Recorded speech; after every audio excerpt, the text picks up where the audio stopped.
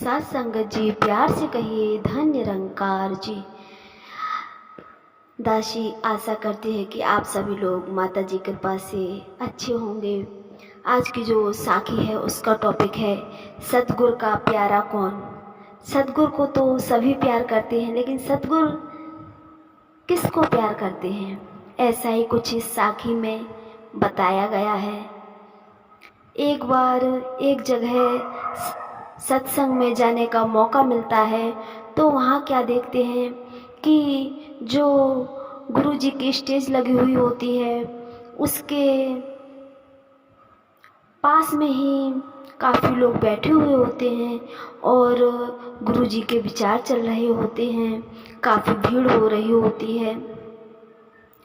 तो जो गुरु जी के पास में ही एक व्यक्ति बैठे हुए होते हैं और गुरु जी विचार बोल रहे होते हैं। तो गुरु जी के पास में जो व्यक्ति बैठे थे वो बड़े गौर से ही उनके फेस की तरफ देखते थे, बस टकटकी बांधे उनके फेस को ही देख रहे थे। और जब गुरु जी विचार बोलते तो वो जैसा गुरु जी बोलते वैसा ही उनका चेहरा था, जो उस तरह का ही वो दिख रहा था। कभी तो वो व्यक्ति थे बहुत तेज़ से हंसने लगते थे, कभी वो व्यक्ति बहुत तेज़ रोने लगते थे, कभी उनको देखकर ऐसा महसूस हो रहा था कि बहुत आनंद महसूस कर रहे हैं। और गुरुजी के विचार भी सुन रही थी जो वहाँ पर सत्संग में गई थी महिला, और वो उन व्यक्तियों को देख रही थी कि देखो ये जो व्यक्ति हैं कितने एकदम से गहराई से विचार सुन रहे हैं और ये शायद अपनी लाइफ का कुछ इसमें महसूस कर रहे हैं, कुछ खुशियाँ और कुछ दुख भरे पल, जैसे कि सतगुरु के चरणों में आकर उनको बहुत ही बड़ा सुकून, बहुत ही कुछ ऐसा मिल गया जैसे कि एक छोटा सा बच्चा होता है, वो अपनी माँ की गोद में होता है, बस माँ तो उसको दुलारती है, प्यार करती है, और वो बच्चा कभी तो बिगर बात के बहुत तेज हंसने लगता है और कभी वो रोने भी लगता है। जैसे कि इसी तरह से कुछ जो वो व्यक्ति थे ऐसे ही लग रहे थे उनके भाव।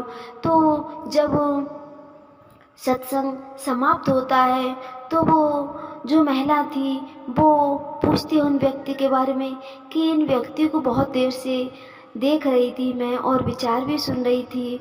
जो कि ये व्यक्ति बैठे हुए थे, कभी तो बहुत तेज़ से रो रहे थे, कभी तो हंसते थे बहुत तेज़ से, और गुरुजी का चेहरा ही निहार रहे थे जितनी देर विचार चले। और जो व्यक्ति थे वो उन्होंने अपने पैरों में पट्टी बांध रखी थी, उनके शायद कोई प्रॉब्लम हो रखी थी। तो उन महिला ने उन व्यक्ति के बारे में पूछा कि ये व्यक्ति कहाँ से आए हैं, और इनको देखकर बड़ा अच्छा महसूस हुआ और ये बहुत ही गहराई से अपने सतगुरु की भक्ति के रंग में रंगे हुए लगते हैं, बहुत ही अच्छी तरह से अपने सतगुरु की भक्ति में डूबे हुए दिखाई देते हैं। और इनको देखकर ऐसा महसूस हो रहा था कि जैसे कोई छोटा बच्चा जैसे अपनी माँ की गोद में कभी हंसता है कभी रोता है, उसी तरह से ये अपने सतगुरु में खोए हुए नज़र आ रहे थे। इतनी बड़ी भीड़ में, जो कि करीब 1500 लोगों की भीड़ थी, उसमें एक व्यक्ति कुछ सबसे अलग ही नज़र आ रहे थे, जो कि बहुत ही गहराई से सतगुरु के विचार सुन रहे थे और उनको महसूस कर रहे थे और वैसा ही दिख भी रहा था। और वो व्यक्ति जब वहाँ पर बैठे हुए गुरुजी के विचार सुन रहे थे तो ऐसा लग रहा था कि उनको सिर्फ सतगुरु ही दिख रहे हैं, बाकी कुछ नहीं दिख रहा है, और जो सतगुरु ने उनको खुशियाँ दी हैं वो नज़र आ रही हैं, जैसे कि वो ऐसा उनके चेहरे से दिख रहा था। तो उन महिला ने उन व्यक्ति के बारे में जब पूछा वहाँ के लोगों से, तो पता चला कि जो ये व्यक्ति है इनको कोढ़ का रोग है और ये अपने घर द्वार छोड़कर अपने सतगुरु के आश्रम में ही चले आए हैं। तो वहाँ पर भी सतगुरु से पहले भी बहुत प्रेम करते थे, पहले बहुत भक्ति में डूबे रहते थे, फिर उन्हें कुछ ऐसा लगने लगा दूरी सी, तो वो सतगुरु के आश्रम में ही चले आए। और वो सतगुरु ने अपने शिष्यों से कहा कि इनको हॉस्पिटल में दवा भी दिलवाओ। तो उनको 2 दिन के लिए हॉस्पिटल भेजा गया। तो वो हॉस्पिटल से भी चले आए और वहाँ से आकर कहने लगे हमें दवा नहीं चाहिए, बस सद्गुरु आपको ही निहारते रहें, आपके विचार सुनते रहें, यही हमारी सबसे बड़ी दवा है। अब हमारा पता नहीं कितना समय है, बस मैं अपना जो भी समय बचा है मैं आपके ही चरणों में बिताना चाहता हूँ। तो ऐसे महसूस किया उन महिला ने कि देखो, एक तो उनको कोढ़ का रोग हो रखा था और सद्गुरु ने अपने कितने नज़दीक उनको बिठा रखा था, और भी बड़े बड़े बहुत ही पैसे वाले घर के लोग भी नज़र आ रहे थे उस जगह पर, जो कि स्टेज के नीचे फर्श बिछे रहते हैं, ज़मीन पर उस पर बैठे हुए थे। और जो वो जिन व्यक्तियों को कोढ़ हो रखा था वो सद्गुरु के बगल में ही वहाँ पर चेयर पर सद्गुरु बैठे थे और बगल में ही वो व्यक्ति बैठे थे जो कि बिल्कुल सद्गुरु के नज़दीक थे।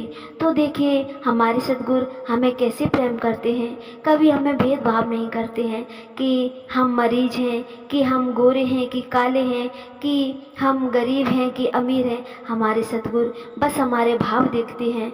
हमें चाहे सुख मिले या दुख मिले, सब कुछ समझना है और अपने सद्गुरु के विचारों को निभाते सुनते चले जाना है और सद्गुरु जिस मार्ग पर बताएं उसी मार्ग पर चलते जाना है। देखिए वो व्यक्ति कैसे अपने दुखों के भूले हुए थे सद्गुरु के आगे। हमारी हर खुशी हमारे सद्गुरु ही हैं। हमें अपने सद्गुरु से निस्वार्थ प्रेम करना चाहिए। प्यार से कहिए धन्य निरंकार जी।